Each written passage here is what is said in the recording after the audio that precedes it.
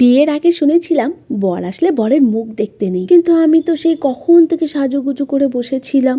যেহেতু লগ্ন তাড়াতাড়ি আমাদের, তাই উঁকি ঝুঁকি মেরে একটু চেষ্টা করছিলাম তার মুখটা যদি একটু দেখা যায়। আর জানো তো, যখন আমাকে ছাদনাতলায় নিয়ে যাওয়া হয়েছিল, পান পাতা দিয়ে তো আমি মুখ ঢেকে রেখেছিলাম।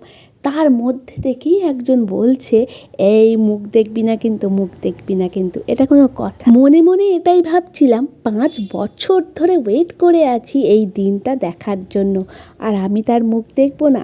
আরে বাঙালি নিয়মের তো শেষ নেই, নিয়ম তো মানতেই হবে, বিয়ে যেহেতু একবারই করছি। নমস্কার বন্ধুরা, সবাই কেমন আছো? আশা করছি সবাই খুব ভালো আছো, আমিও খুব ভালো আছি।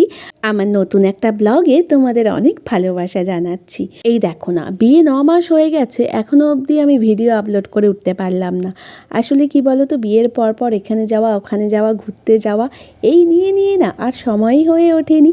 দাদা ভাই সেই কবে আমাকে ভিডিও এডিট করে দিয়ে দিয়েছিল।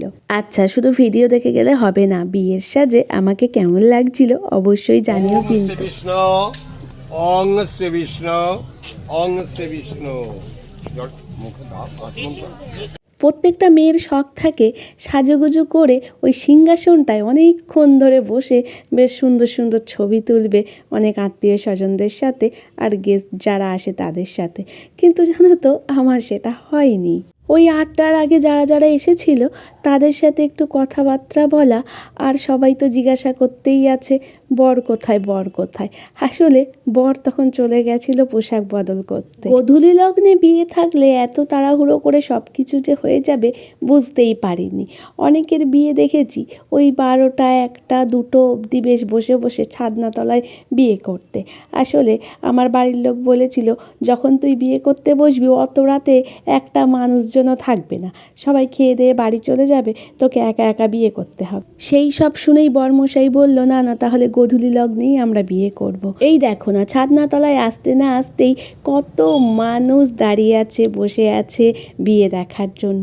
এটাই তো আসল মজা, তাই না বলো? তবে জানো তো, প্রত্যেকটা মেয়ে যখন বিয়ে করে তাদের মধ্যে বিয়ে নিয়ে অজস্র আনন্দ আর সাজুগুজু নিয়ে ব্যস্ত, কিন্তু আমার সেটা হয়নি। আসলে কি বলো তো, বিয়ের সমস্ত দায়িত্ব আমার আর আমার দিদির ওপরে ছিল। যখন ছাদনাতলায় চলে গেছিলাম পুরোটাই আমার দিদিকে সামলাতে হয়েছে। সে অনেক কথা, আর একটা নতুন ব্লগে না হয় তোমাদের সাথে গল্প করব।